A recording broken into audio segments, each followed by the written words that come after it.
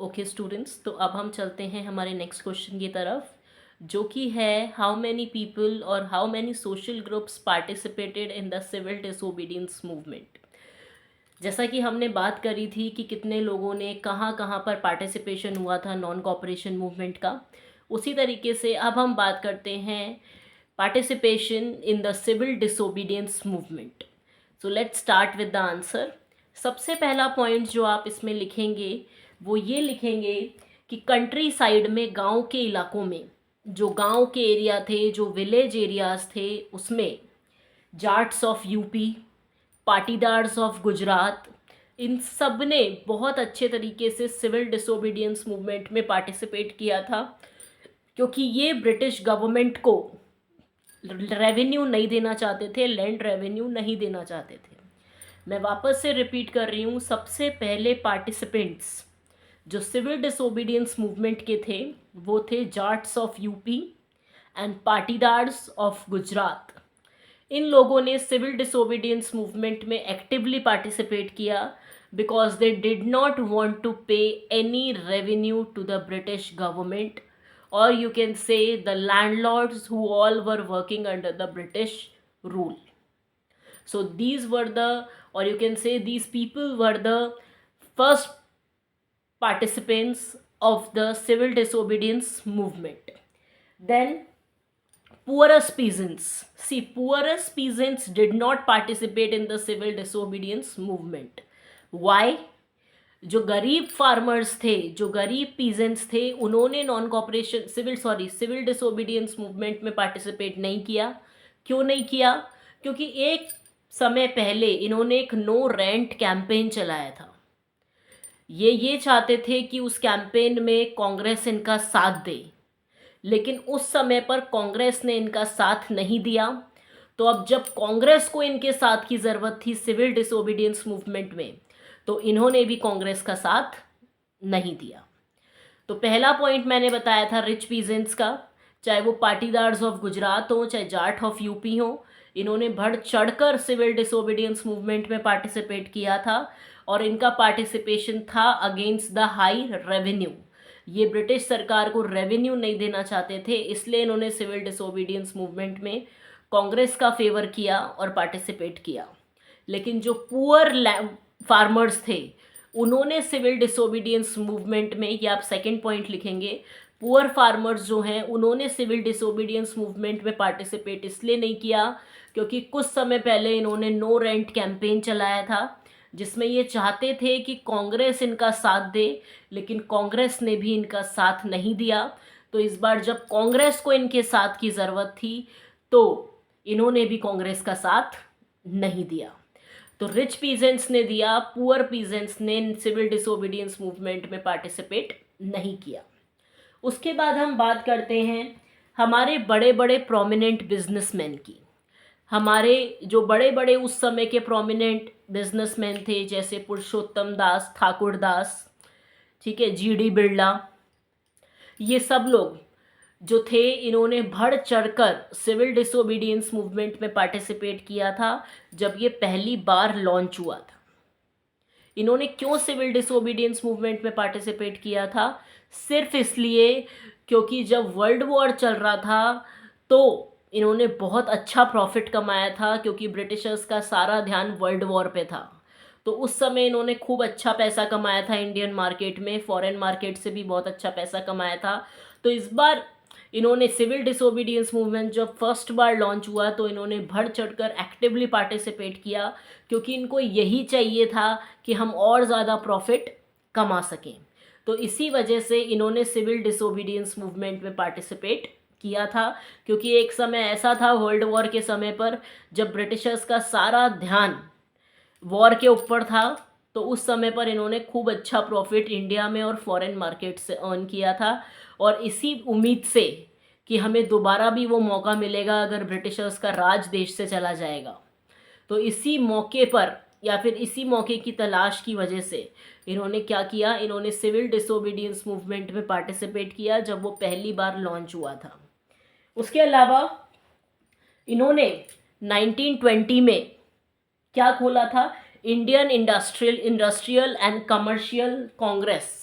इन लोगों ने मिलकर Indian industrial and commercial Congress भी बनाई थी 1920 में, और federation of Indian chamber of commerce and industries, जिसे कहते हैं FICCI, ये भी बनाई गई थी 1927 में।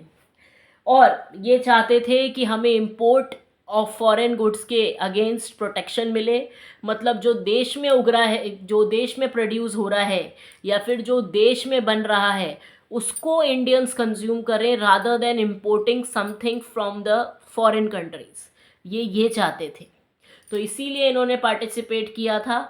मतलब इसमें पार्टिसिपेट करने का भी इनका अपना अलग ऑब्जेक्टिव था, लेकिन फिर भी इन्होंने अच्छी तरीके से इसमें पार्टिसिपेट किया, क्योंकि ये वर्ल्ड वॉर के दौरान बहुत प्रॉफिट कमा चुके थे।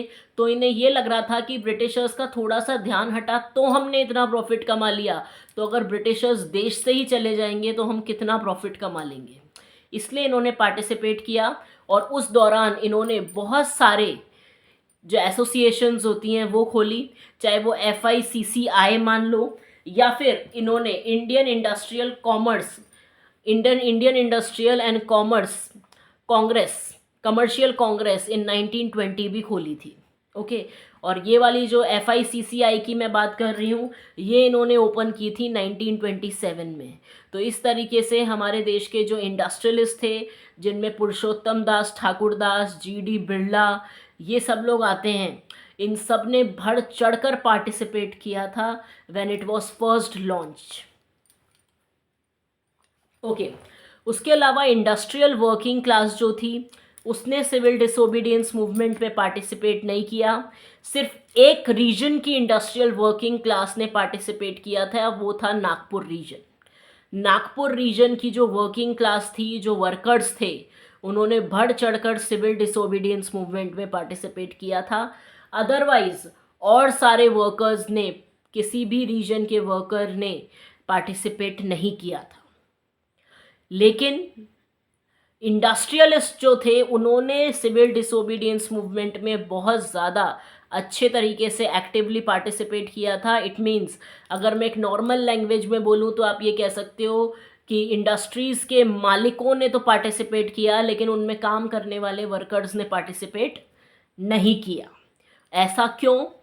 क्योंकि कांग्रेस भी यही चाहती थी कि वर्कर्स का सपोर्ट हमें मिले चाहे ना मिले, हमें कोई फ़ायदा नहीं है और हमें कोई मतलब भी नहीं है, लेकिन बड़े इंडस्ट्रियलिस्ट का हाथ हमसे नहीं छूटना चाहिए। कांग्रेस भी इसी थिंकिंग में चलती थी, इसलिए उन्हें भी कोई फ़र्क नहीं पड़ता था कि बेचारे वर्कर्स उनका साथ दे रहे हैं कि नहीं दे रहे हैं। तो वर्कर्स ने साथ नहीं दिया था, लेकिन इंडस्ट्रियलिस्ट ने साथ दिया था। हालांकि एक जगह के वर्कर्स ने साथ दिया था, वो था नागपुर रीजन। आप ये बता सकते हैं। तो आप ये दो अलग अलग पॉइंट लिखेंगे। वर्कर्स के लिए बताएंगे कि वर्कर्स ने पार्टिसिपेट नहीं किया था, सिर्फ एक रीजन के वर्कर्स ने पार्टिसिपेट किया था, वो था नागपुर रीजन। और फिर सेकंड में आप ये बताएंगे कि जो इंडस्ट्रियलिस्ट क्लास थी, इंडस्ट्रियलिस्ट क्लास ने एक्टिवली पार्टिसिपेट किया था in the civil disobedience movement. उसके बाद आप ये बता सकते हैं कि नागपुर रीजन, छोटा नागपुर रीजन जो है, हमारा प्लेट्यू एरिया है छोटा नागपुर, वहाँ के जो वर्कर्स थे, उन्होंने तो गांधी की कैप पहनी थी, और गांधी जी की कैप पहनने के बाद इन्होंने नारेबाजी करी, गांधी जी को सपोर्ट किया during the civil disobedience movement.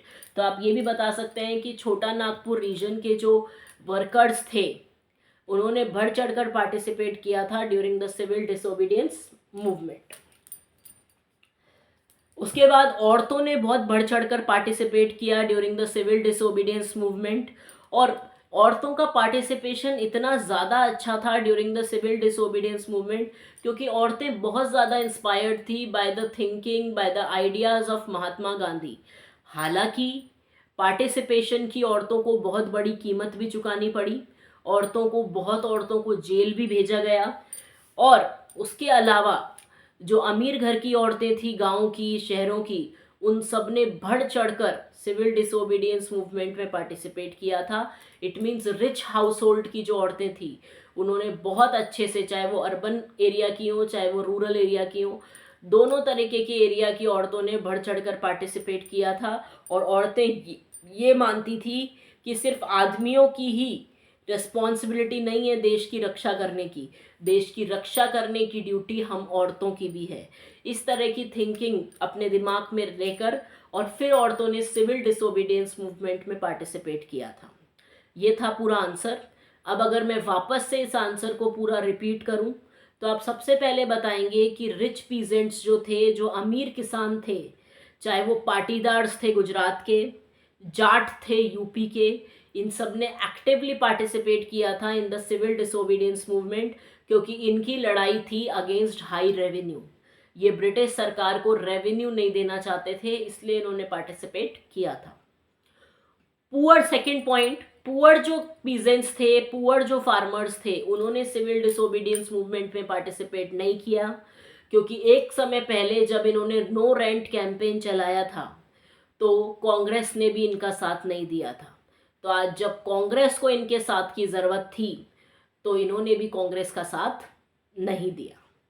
Third point, हमारे देश के प्रोमिनेंट बिजनेसमैन जिसमें पुरुषोत्तम दास ठाकुरदास आते हैं, जीडी बिरला आते हैं, इन सब ने बढ़ चढ़कर सिविल डिसोबीडियंस मूवमेंट में पार्टिसिपेट किया था जब ये पहली बार लॉन्च हुआ था। क्यों? क्योंकि वर्ल्ड वॉर के दौरान इनने बहुत अच्छा पैसा कमाया था, क्योंकि ब्रिटिशर्स का सारा ध्यान कहाँ था? वॉर पे लगा हुआ था।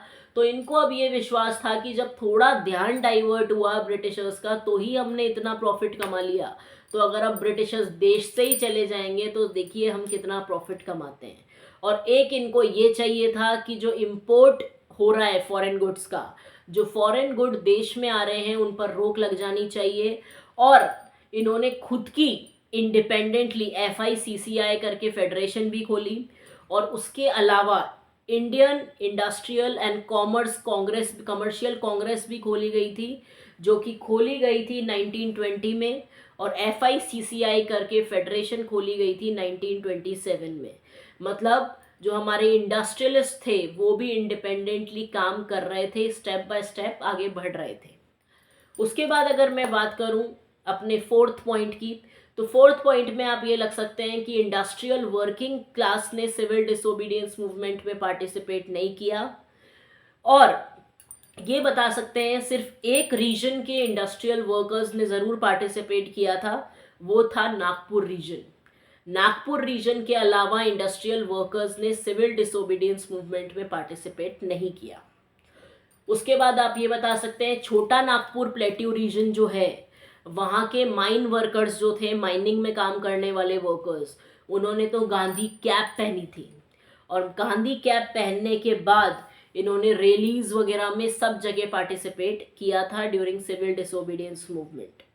रिच इंडस्ट्रियलिस्ट जो थे उन्होंने बहुत अच्छी तरीके से सिविल डिसोबीडियंस मूवमेंट में पार्टिसिपेट किया था। तो एक तरीके से देखा जाए तो हम ये कह सकते हैं कि वर्कर्स ने सिविल डिसोबीडियंस मूवमेंट में पार्टिसिपेट नहीं किया था, सिर्फ एक जगह के वर्कर्स ने पार्टिसिपेट किया था, वो था नागपुर रीजन। अदरवाइज जो मेन पार्टिसिपेंट्स थे वो थे इंडस्ट्रियलिस्ट, और कांग्रेस भी यही मानती थी। कांग्रेस को भी वर्कर्स के पार्टिसिपेट करने से ना करने से कोई फर्क नहीं पड़ता था, क्योंकि कांग्रेस को ये लगता था कि अगर हमने वर्कर्स को सपोर्ट किया तो इंडस्ट्रियलिस्ट जो हैं, जो बड़ी बड़ी कंपनियां फैक्ट्रियां चला रहे हैं, उनका सपोर्ट हमारे हाथ से चला जाएगा। तो इसलिए कांग्रेस को भी कोई लेना देना नहीं था कि वर्कर्स पार्टिसिपेट कर रहे हैं कि नहीं कर रहे हैं। उसके बाद हमारी नेक्स्ट पार्टिसिपेंट्स जो थी सिविल डिसोबीडियंस मूवमेंट में, वो थी विमेन। विमेन ने बहुत बड़े एक आप कह सकते हैं लेवल पर जाकर कंट्रीब्यूट किया towards the civil disobedience movement. बहुत सारी औरतों को जेल भी जाना पड़ा, और चाहे शहर की हो चाहे गांव की हो, सारी औरतों ने मिल